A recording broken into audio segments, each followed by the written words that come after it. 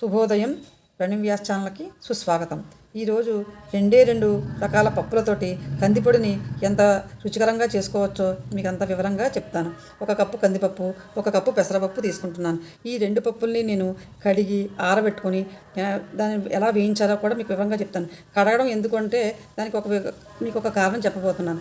ఈ రోజులను బట్టి పురుగుల మందులు ప్రతి దాంట్లో కూడా రసాయనాలు కలిగిన పురుగు మందులు కొడుతున్నారు కాబట్టి వాటి నుంచి మనము మన పిల్లలు అందరూ ఆరోగ్యకరంగా ఉంటారని నేను ఇంట్లోనే అలా చేసుకుంటాను. నేను మీకు కూడా మీకు అది ఒక ఉపాయం,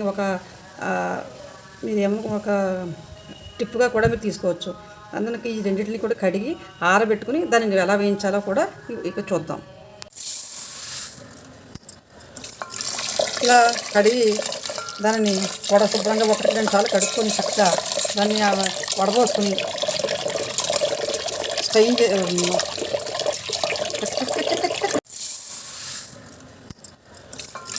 ఇలా కడిగి దానిని శుభ్రంగా 1-2 సార్లు కడుక్కొని చక్కగా దాన్ని వడబోసుకుని 2-3 సార్లు కడుక్కుంటే కనుక ఇంట్లో ఏమైనటువంటి రసాయనాలు పురుగుల మందులు ఏమైనా కుట్టినవన్నీ కూడా మనకి శుభ్రంగా పోతాయి. అలా ఇలా కడిగాక శుభ్రంగా వడబోసే దాంట్లో వడబోసుకుని దాన్ని ఎండలో పోసుకుంటాం అన్నమాట. ఇలా వడబోసినటువంటి పప్పుని ఒక పళ్ళెంలో ఆరబెట్టుకోవాలి. ఆరబెట్టుకుని ఎండబెడతాను. ఇప్పుడు ఎండబెట్టాక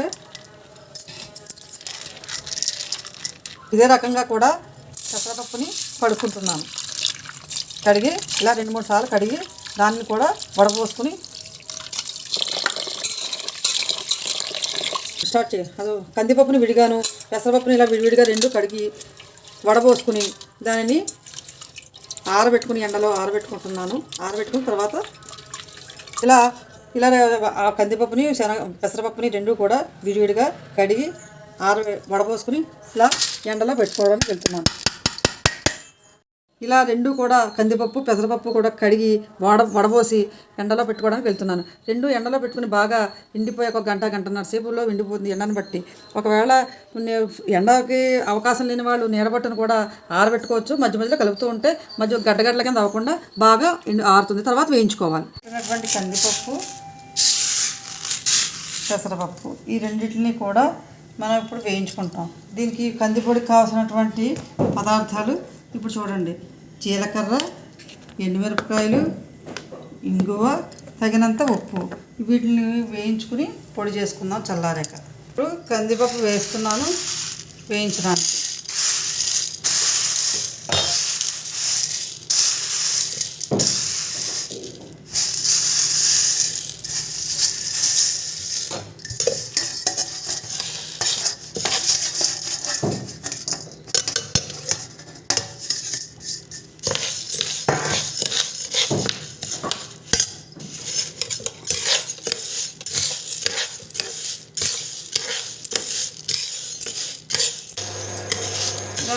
వేయించుకుంటున్నప్పుడు చూసుకుని మాడిపోకుండా మీడియం సైజులో పెట్టుకుని తెగని చక్కగా వేయించుకోవాలి. దోరగా వేయించుకోవాలి, మాడకుండా చూసుకోండి.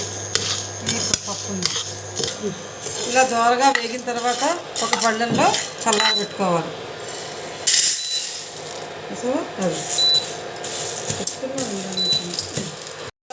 కందిపప్పు ఎలా అయితే దోరగా వేయించుకున్నామో ఈ పెసరపప్పును కూడా దోరగా సన్నపు సగం మీద వేయించుకోవాలి.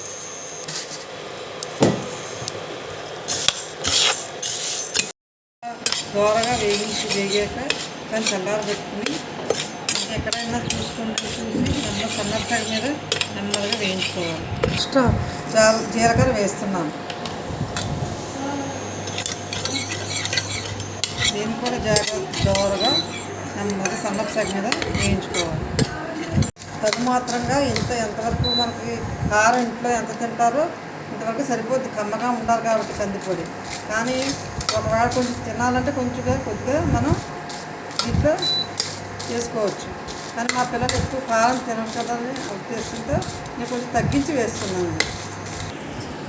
ఇవి కందిపొడికి వేయించుకున్నాము, చల్లారబెట్టుకున్నాము. అలాగే పెసరపప్పు వేయించుకున్నాము, చల్లారబెట్టుకున్నాము. అలాగే జీలకర్ర తగినంత మిరపకాయలు కూడా వేయించి పెట్టుకున్నాను.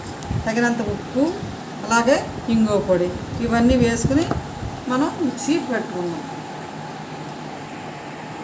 ఇది వేయించి చల్లార్చినటువంటి ఈ కందిపప్పు,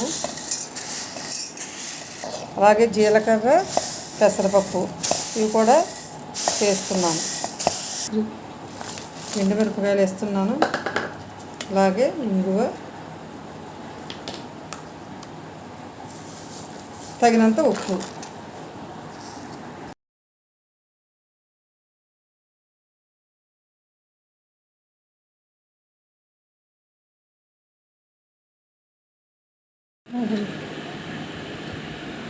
వేడి అన్నంలో కందిపొడి వేసుకుని మనం తయారు చేసుకున్న కందిపొడి వేసుకుని చక్కగా నెయ్యి కానీ, ఇష్టమైన వాళ్ళు నూనె, ఇష్టం లేని వాళ్ళు నెయ్యి, ఎలా అయినా సరే వేడిగా వేసుకుని తిని ఆ రుచిని చూసారనుకో అమోఘంగా ఉంటుంది. ఇక నేను మా పిల్లలకు పెడుతున్నాను, మీరు కూడా చక్కగా తిని ఆస్వాదించండి.